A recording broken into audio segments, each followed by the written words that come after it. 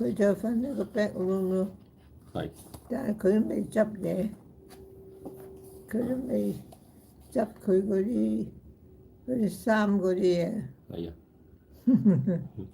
佢知嚟㗎啦，不過佢話佢瞓係啊，得到㗎啦，咁得啦。Hi, here with Mom again. We're just talking about tomorrow, and it's my morning. niece's wedding. So we're going to it. It's going to be a long journey. My sister's going to come with her children to take my mum, and they're going to pack everything. And mum's carer is going to come along to look after her, and she's going to come over later tonight. So it's all going to be a big thing. It's all looking forward to it. Mum's a little worried not everything will be ready, but we'll see. I'm sure we'll manage somehow. We'll have to see. If we don't, we don't. Yes. So anyway, so back to this. My book, Thriving at Nature's Pace, is about a new approach to climate change. And this episode, we're going to be talking about how central banks fail. Let's see how far we get with it. It's kind of maybe a little long, maybe not. We'll see. Maybe I'll split it in two halves. Yeah. Anyway, disruptive businesses are generally deflationary. They lead to the expectation that prices will be lower. Most new business ideas are disruptive. Modern disruptive businesses are often technology-led. They work by disrupting regulations that govern traditional businesses, that is, how they can provide the same services for less.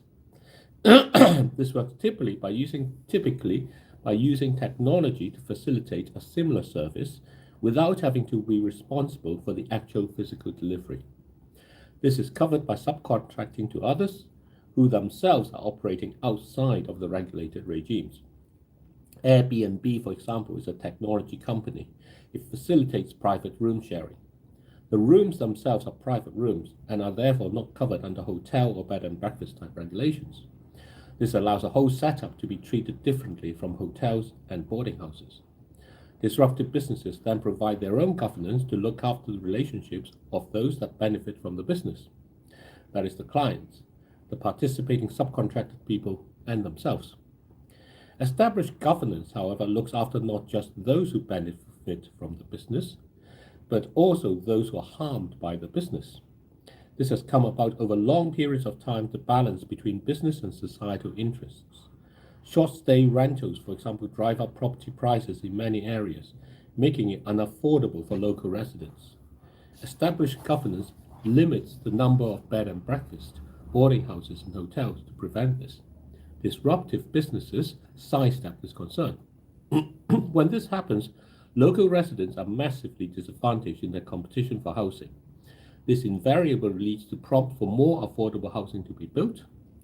This ends up using more resources, so without the regulations, long-established societal checks on the use of resources disappear.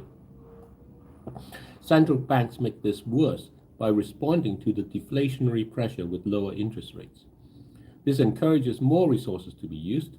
Disruptive businesses in particular can expand fast because they do not carry legacy costs. This makes them more attractive to investors looking for high growth. It creates a new business model where the aim is to draw in investors by expanding as much and as fast as possible with the promise of fast growth. Such businesses pride themselves on running large expenses, as this indicates how fast they're expanding. They become highly invasive species that strangle the life out of an existing ecosystem. Money and physical resources are sucked in like light into a black hole. As the expenses expand, investors increasingly face the dilemma of sunk costs. From the central banking side, they are mandated to act to keep consumer prices stable. To counter the deflation, they make more money available cheaply. That pours more fuel onto the disruptive industry fire. The consequence is that central banks become the lever pushers and buoy up asset inflation by their actions to curb consumer deflation. This is how the decade and a half since 2008 has accelerated the use of resources. The result is that businesses have pushed physical resources use to their limit. The customers do not see the excessive use of resources. They only see the lower prices. Investors do not see the resource use. They only see the higher market valuations. Central banks see the excess resource demand, but they make a conscious decision to ignore it. Their mandate is concerned with reversing the deflation reflected in the lower prices. The result is central bank actions add more fuel to the environmental fire. This is how central banks fail. Okay, we could stop there. What do you think? Maybe better to stop there, and then we can continue after the wedding. Yeah? Yeah. So don't worry about tomorrow, okay? We will work out the way it works out. May not be how we expect it or want it, but it will work out in that way. 嗰個攝喺枕頭，攝喺 mattress 下邊嗰個 iron 叫咩嘢？ Go mattress. Yeah，嗰條鐵啊，攝喺嗰個 mattress 下邊 Oh, okay. The frame. the frame。Yeah, don't worry. What is it called? It's just bed frame. You see. The bed frame. Yeah. It's kind of bed rest. I've pointed it out. So they should be there. Okay, let's finish this first. Bye bye everyone. Bye bye. Have a good weekend. Yeah. We're going to.